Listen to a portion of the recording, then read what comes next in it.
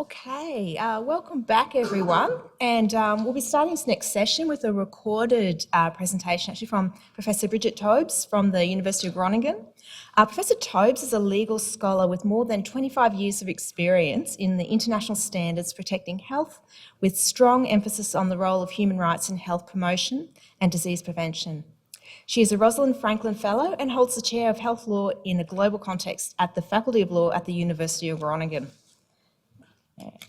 And she's also the scientific director of the Aletta Jacobs School of Public Health, is the co-founder of the Groningen Centre for Health Law, and is the chief investigator of the interdisciplinary Tobacco Endgame Research Network. Professor Toebes has conducted research in the field of tobacco control since 2016, with a particular emphasis on developing a human rights approach. She frequently acts as a consultant to international bodies, including the WHO and the United Nations. Good afternoon. It's a pleasure to be at your conference.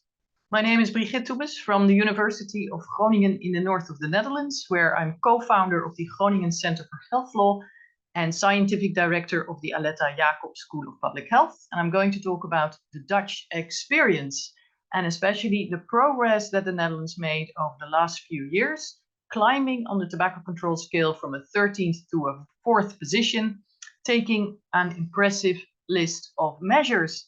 And the question arises, what is behind that? Well, I do not have any scientific evidence showing what is behind it, but I've, of course, witnessed all the developments, and I've seen that an important role has been played by a group of actors: civil society, the health funds, legal science, perhaps Dutch government, and litigation. Let me start with civil society. Surely pulmonologists Wanda de Kanter and Pauline Dekker, with their Youth Smoking Prevention Foundation, played an important role in asking attention for the important topic of tobacco control. For example, recently, together with a number of other doctors, they posted a video about the harmful effects of vaping on TikTok. Clean Air Nederland is another organization that has been quite visible, especially by starting a number of court cases on the basis of the Framework Convention on Tobacco Control, and I'll come back to that in a second.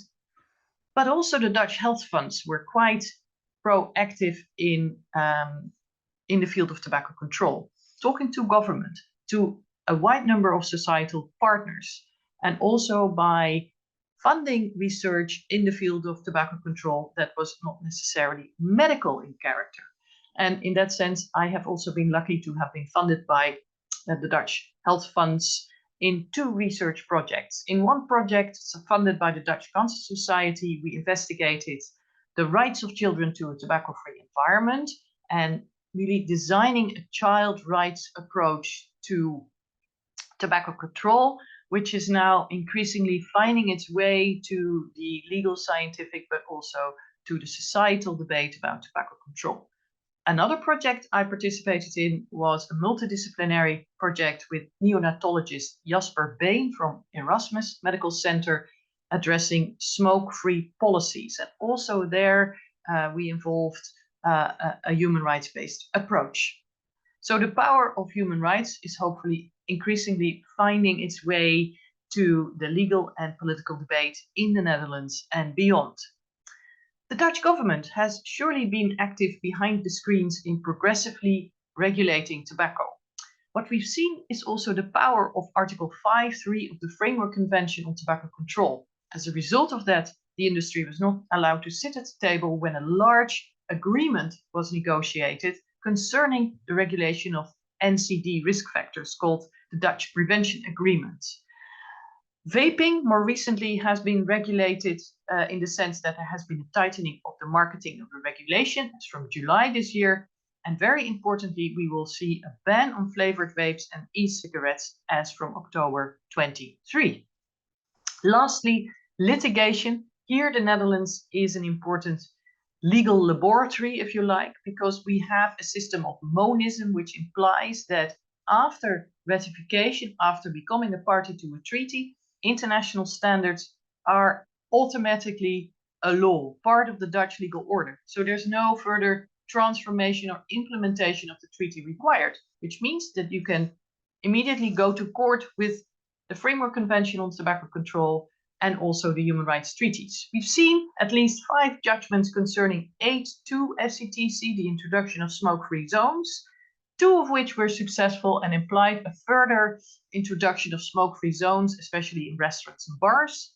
1 judgment around 5.3 FCTC was not successful, but after that there was a change in policy in the sense that government was no longer allowed to talk to the industry.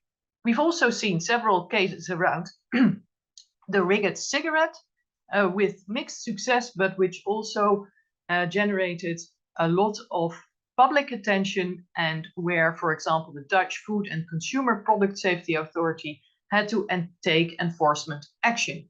So altogether, we can say that the Dutch approach has been moderately successful in taking measures, and hopefully this is also a source of inspiration for other countries, and I hope it also inspires you. On this PowerPoint, you see some further readings and a reflection of the case law, an overview from Attorney van den Biesen.